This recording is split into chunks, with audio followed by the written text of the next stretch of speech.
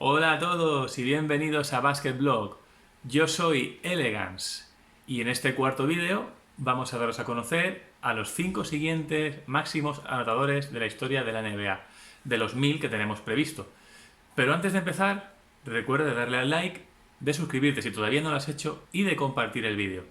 Y si además te quedan ganas de colaborar con nosotros, pues puedes hacerlo a través de YouTube y a través de Patreon. Pues sin más dicho esto, empezamos. Bueno, pues empezamos el salto inicial con el jugador número 11 de la clasificación. A ver cómo se dice este nombre, a ver si lo pronuncio bien.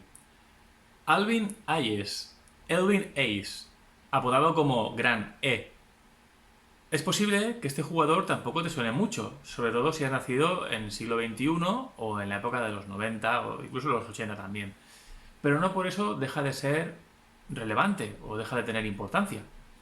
De hecho, está considerado como uno de los mejores jugadores de todos los tiempos, tanto para la NBA como para las ligas universitarias.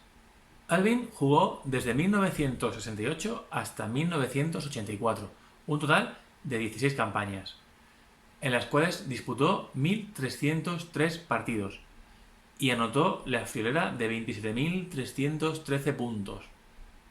Con 2,6 metros de altura, jugó en la posición de ala pívot de 4 y está considerado como uno de los mejores jugadores de la década de los 70, de 1970. Fue, junto con Don Cheney, el primer jugador negro afroamericano, que no se me ofenda a nadie, en jugar en la Universidad de Houston. Recordad cómo estaba el tema racial en Estados Unidos a principios y a mediados del siglo XX. Si no lo sabéis, pues echad un vistazo a cualquier canal de historia. Este tema, la segregación racial de Estados Unidos en los jugadores de la NBA, irá saliendo a medida que hablemos de algunos jugadores, evidentemente, con lo cual también hablaré en otros momentos. Jugó 3 temporadas en la universidad, en las cuales promedió la brutalidad de más de 31 puntos por partido y más de 17 rebotes. La Universidad de Houston, en la que jugaba Alvin Hayes, se enfrentó a la de UCLA, en la que jugaba Lew Alcindor, Kareem Abdul-Jabbar. En 1968, en enero de 1968, y fue el primer partido televisado para toda la nación de 2 equipos universitarios. Además, ese partido batió el récord de asistencia, con 53.000 espectadores, con casi 53.000 espectadores en las gradas. Hayes anotó 39 puntos y atrapó 15 rebotes ante Kareem Abdul-Jabbar. Kareem se quedó en 15 puntos.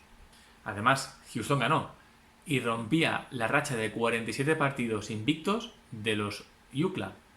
Elvin Hayes fue elegido el número 1 del draft de 1968 por San Diego Rockets.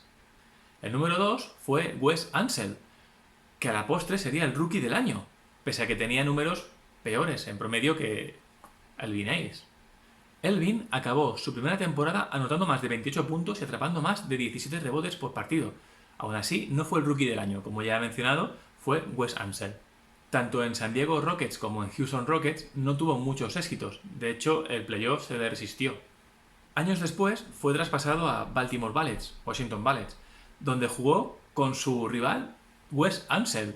Juntos llegaron a 3 finales de la NBA y ganaron el campeonato en 1978 contra los Seattle Supersonics de Paul Silas y de Jack Sigma, que bueno, al año siguiente se vengaron de aquella derrota.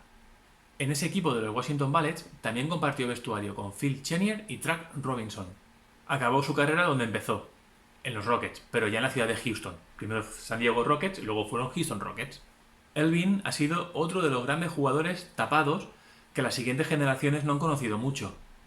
Jugó sobre todo en la década de los 70, donde muchas franquicias tenían equipos competitivos. La muestra de esa competitividad es que muy pocos equipos consiguieron repetir títulos en ese periodo de tiempo. Fue bastante respetado por las lesiones y de hecho jugó prácticamente todos los partidos de cada temporada que disputó. Lo máximo que se perdió fue 2 partidos en la temporada 1975-1976 y está considerado como uno de los 75 mejores jugadores de toda la historia de la NBA. Bueno, pues seguimos y en el número 12 tenemos a un jugador del que debo decir que es uno de los que más me ha gustado, de los que más ha despertado mi admiración. Él es Hakeem Olajuwon, conocido como The Dream, aunque también aquí, gracias a Andrés Montes, se le conocía como el bailarín de claquet. Hakeem jugó desde 1984 hasta 2002. Todas sus temporadas las disputó en Houston Rockets menos la última, que la hizo en Toronto Raptors. Olajuwon jugó un total de 1.238 partidos y anotó 26.946 puntos, casi 27.000 puntos. Hakeem nació en Lagos, Nigeria, y nació como Hakeem, pero luego se cambió al Islam y se puso la H. Se nacionalizó estadounidense en 1993. ¿Puede ser que Hakeem Olajuwon sea el mejor jugador no nacido en Estados Unidos? Con 2 metros 13 centímetros jugaba en la posición de pívot. Su apodo The Dream, el sueño, es debido a que salió de Nigeria y en poco tiempo vio realizado el sueño americano. Está considerado como uno de los mejores pivots de toda la historia. Y de hecho para Shaquille O'Neal es el mejor pívot al que se ha enfrentado. Ganó 2 anillos de la NBA en 1994 y en 1995, ambos contra todo pronóstico. Evidentemente, también está elegido como uno de los 75 mejores jugadores de todos los tiempos. Fue recomendado para la Universidad de Houston por un ojeador que lo había visto jugar en Nigeria. Y cuando llegó en avión al aeropuerto de Houston, no había nadie de la universidad esperándole. Así que llamó y le dijeron que se cogiese un taxi y que fuera a la universidad. Ya veis que se apostaba muy poco por el chaval, ¿eh? En la Universidad de Houston compartió vestuario y cancha con un tal Clyde Drexler, que seguro que también te suena. Aunque no duró mucho porque Clyde se declaró elegible y se declaró profesional en 1983. Pero años más tarde volvían a coincidir en los Houston Rockets. Los Cougars, la Universidad de Houston, llegó a 2 finales consecutivas de la NCAA, pero perdieron ambas finales.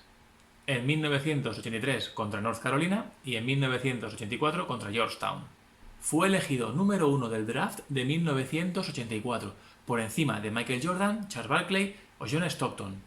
Pocos días antes del draft no se sabía quién elegiría en primer lugar, si Houston o Portland, y se solucionó echando una moneda al aire. En su primer año compartió equipo con Ralph Sampson, que había sido el rookie del año anterior, de 1984. Se les conoció como las Torres Gemelas, pues jugaron los dos interiores a la vez. Juntos llegaron a las finales de 1986 con Houston Rockets, en la que se enfrentaron a los Boston Celtics de Larry Bird, Kevin McHale y Bob Parrish, los cuales vencieron. En su primer año, Olajuwon promedió más de 20 puntos y casi 12 rebotes y casi 3 tapones por partido. En la votación para el Rookie del Año quedó segundo, solo por detrás de Michael Jordan. Ralph Sampson se lesionó y posteriormente fue traspasado, así que Hakeem se quedó como jugador franquicia. Olajuwon tenía un juego de pies exquisito. Tenía un repertorio de fintas que te hacían perder la cabeza. Esos movimientos bajo el aro fueron conocidos como el Dream Shake. Tuvo intensas rivalidades en la época con otros jugadores de la pintura, especialmente con Patrick Ewing, Shaquille O'Neal, Karl Malone y su más conocido rival, David Robinson, el almirante. Junto con David Robinson, este último que te he comentado, Olajuwon fue considerado como el mejor pívot de su generación. Solía superar sin muchos apuros a otros pivots como Patrick Ewing, Dikembe Mutombo y al joven Shaquille O'Neal. Y también superaba a otros grandes defensores como pueden ser Dennis Rodman o Karl Malone. Pero sus batallas más famosas fueron contra David Robinson, mi favorito, el almirante de San Antonio Spurs. Que aunque fuera mi favorito, hay que reconocer que individualmente casi siempre era superado por Hakeem Olajuwon. Normalmente, Olajuwon superaba en la estadística individual al almirante, pero no así en las del conjunto. San Antonio llevaba una ventaja de 30-12 respecto a Houston Rockets. Aunque en playoff la cosa no fue así. En 1994, Olajuwon ganó su primer anillo y enfrente tenía a los New York Knicks de Patrick Ewing. Los New York Knicks ganaban la serie 3-2 y tenían posesión con 2 abajo.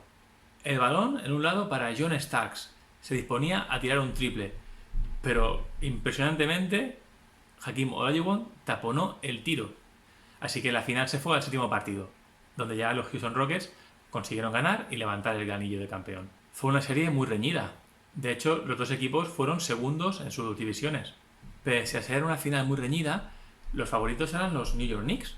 Aparte de jugar Patrick Ewing y John Starks, también tenían en la plantilla a Greg Anthony, a Rolando Blackman, a Derek Harper, a Anthony Mason, a Charles Oakley y a Doc Rivers. Bueno, también estaban Herb Williams Y también estaba Charles Smith, grandes jugadores de plantilla.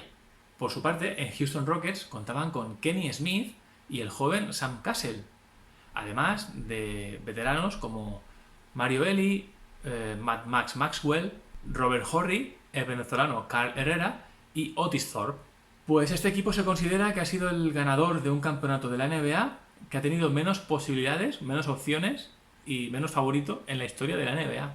Ese año, Olajuwon se convirtió en el único jugador en la historia de la NBA en ganar el MVP de la temporada regular, el MVP de las finales y el mejor defensor de la temporada.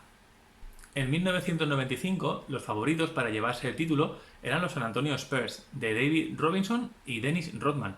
De hecho, Robinson fue el MVP de aquella temporada. Aquella plantilla de San Antonio Spurs había conseguido 62 victorias en la fase regular. Los Rockets, por su lado, se habían clasificado en sexta posición en la Conferencia Pacífico.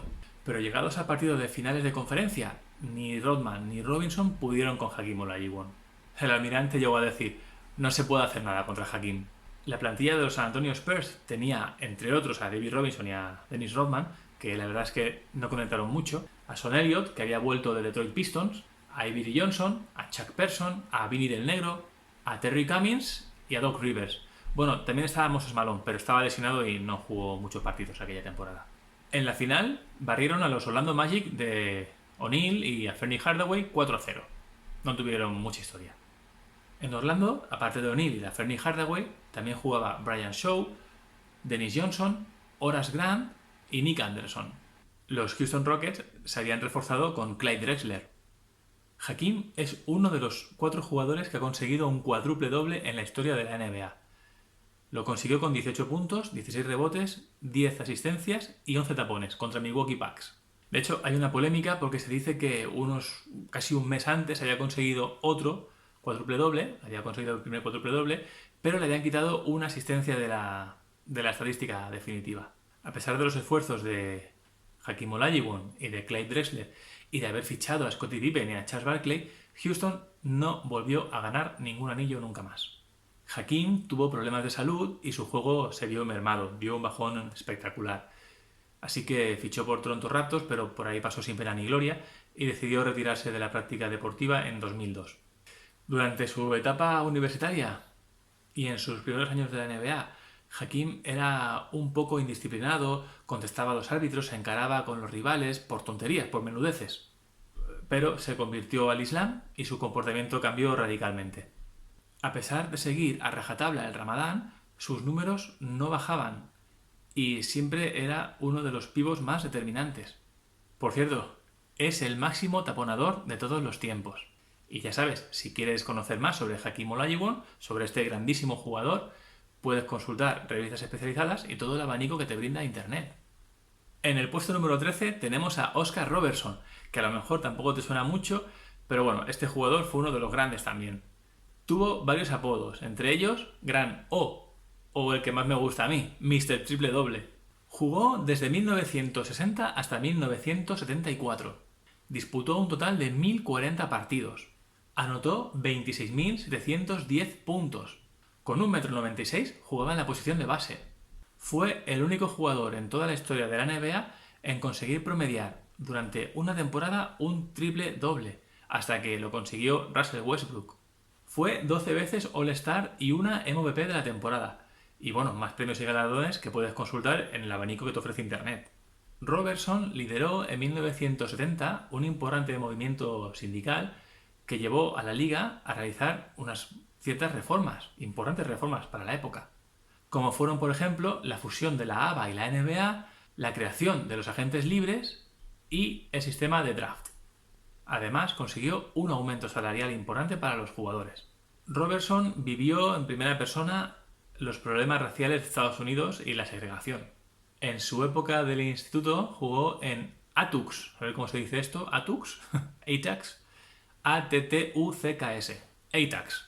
ATUCS era un centro educativo solo para estudiantes afroamericanos y ahí fue donde mostró su enorme calidad. En su primer año llevó al equipo a los cuartos de final de la Liga Estatal. Esta historia es en la que se inspira la película Hoosiers de 1986, protagonizada por Gene Hackman. Posteriormente conseguiría 2 títulos estatales consecutivos, en 1955 y 1956, siendo la primera vez en que una escuela solo de estudiantes de color lo conseguía en el estado de Indiana. Más de 30 universidades intentaron hacerse con sus servicios. Él al final se decantó por la de Cincinnati. Allí había muy pocos estudiantes de color y él estudió dirección de empresas. Consiguió 14 récords de la liga y además 19 de su universidad.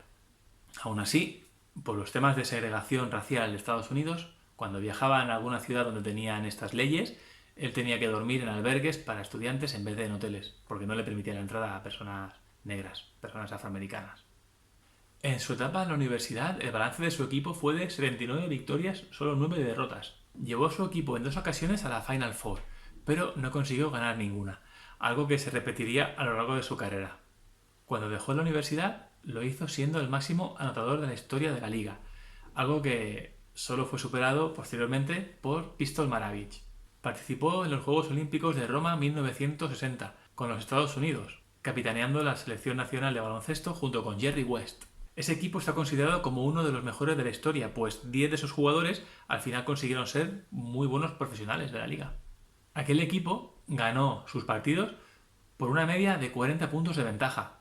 En ese equipo, además de Oscar Robertson y de Jerry West, también jugaba Jerry Lucas, Walt Bellamy, Bob Boozer y Terry Dischinger, entre otros.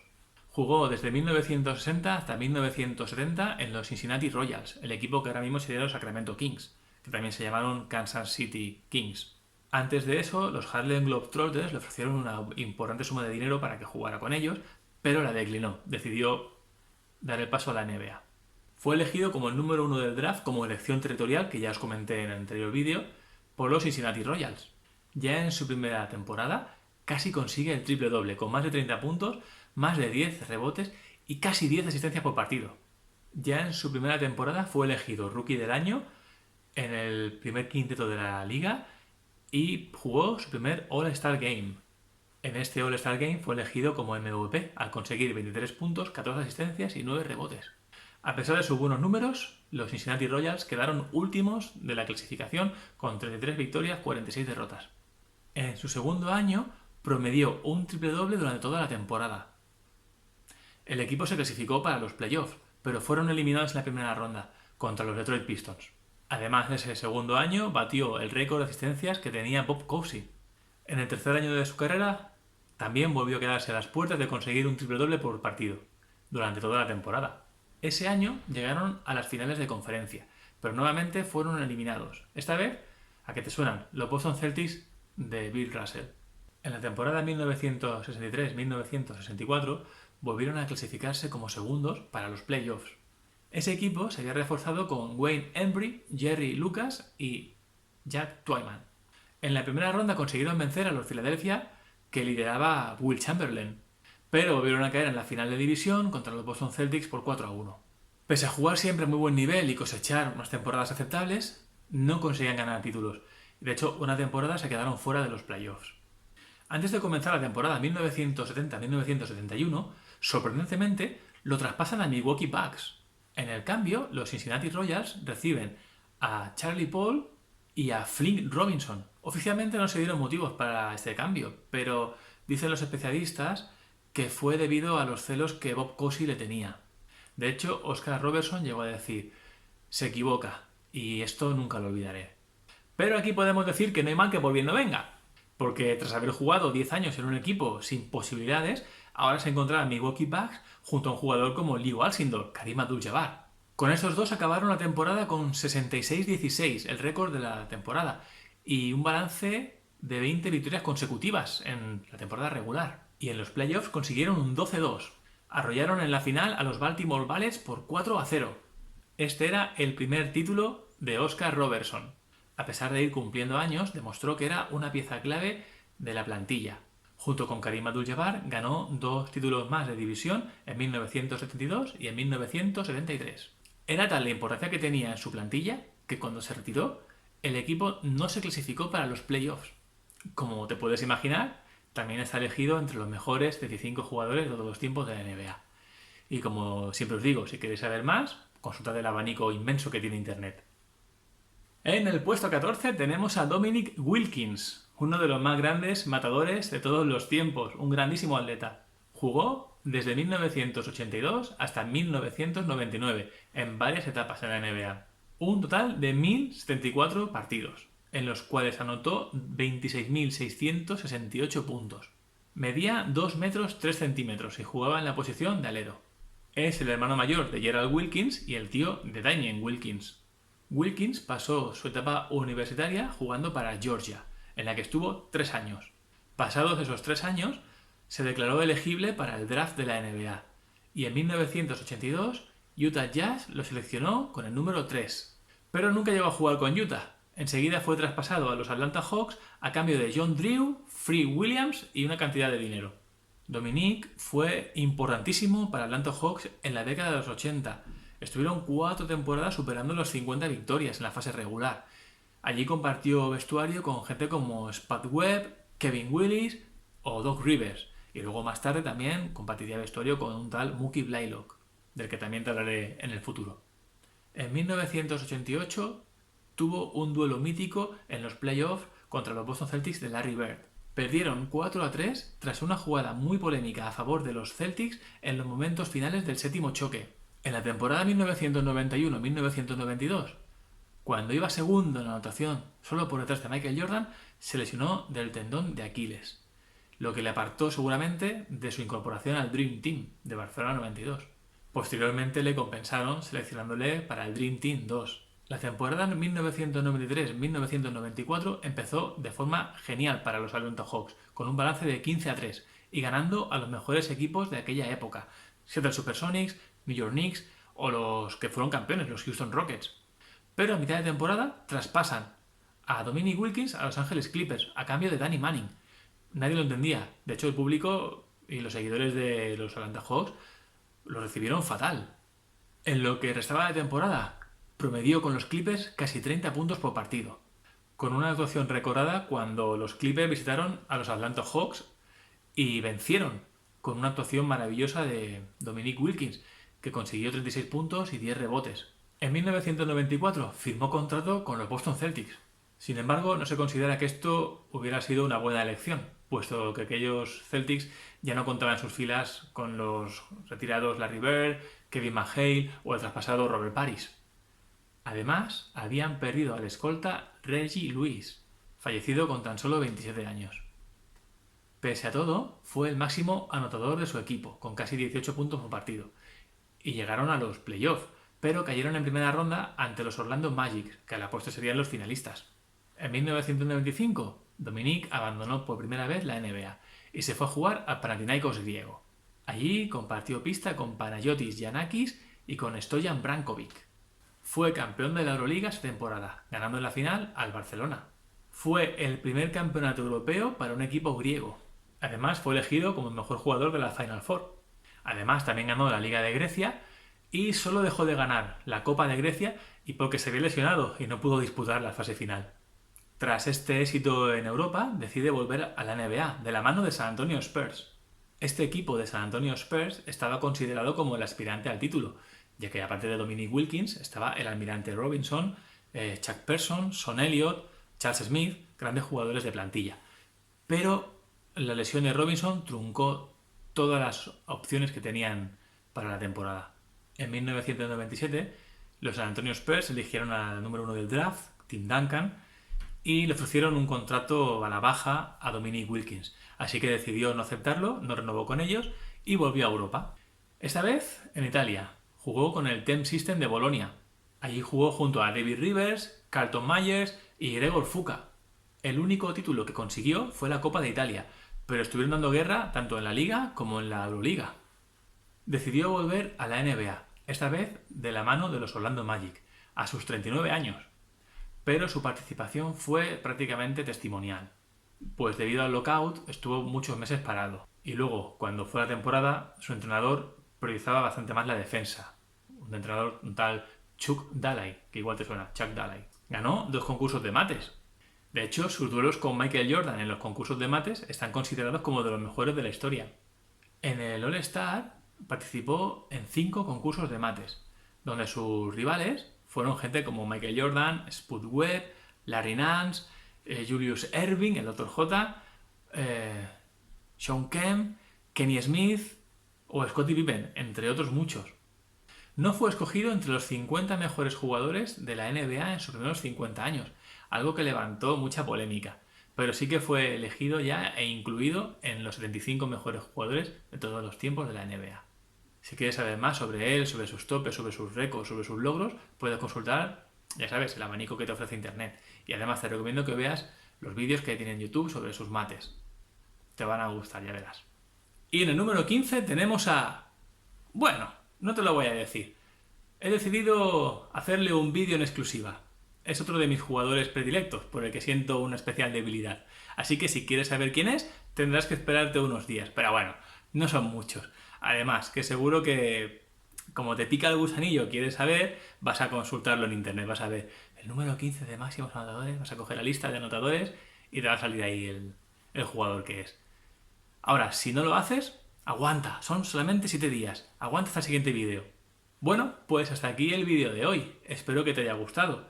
Y espero que te haya picado la curiosidad de saber más sobre la NBA y sobre estos grandísimos jugadores. Y recuerda suscribirte al canal, darle al botón del like y compartir el vídeo. Y ya lo sabes, si tienes alguna duda, déjamelo en los comentarios. Así como si quieres aportar algún tipo de dato, alguna curiosidad más, de alguno de los jugadores de los que hemos hablado, evidentemente. Bueno, pues hasta aquí el partido de hoy. Bueno, pues hasta aquí el vídeo de hoy. En nombre de todos los que hacemos posible Basket Blog y en el mío propio, os doy las gracias. Yo soy Elegance y nos vemos el siguiente partido. ¡Hasta la vista!